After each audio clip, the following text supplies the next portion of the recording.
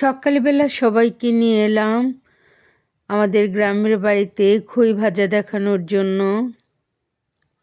দেখতে পাচ্ছেন আমাদের এলাকাতে কিভাবে খই ভাজে।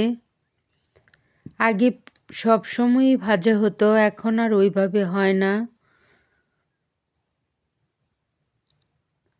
আমাদের দেশে এই তো মাটির বড় পাতিল, এক পাশ কেটে তারপরে বালু গরম করে খই ভাজা হয়। খই খেতে ভীষণ মজা। শীত মানেই খই, মুড়ি, মুড়কি সকালবেলা চায়ের সাথে।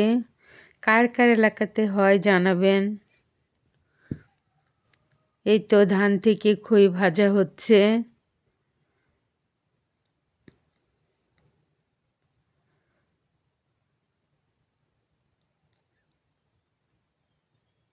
বালু গরম হলে ধান দিয়ে দেওয়া হয়, তারপর কাঠি দিয়ে নাড়লেই চটপট করে ফুটে খই হয়। আজকে সবাইকে খই ভাজা দেখিয়েই সকালটা শুরু করলাম। সবার জন্য রইল অনেক অনেক শুভেচ্ছা, শুভকামনা, ভালোবাসা। আসসালামু আলাইকুম, শুভ সকাল।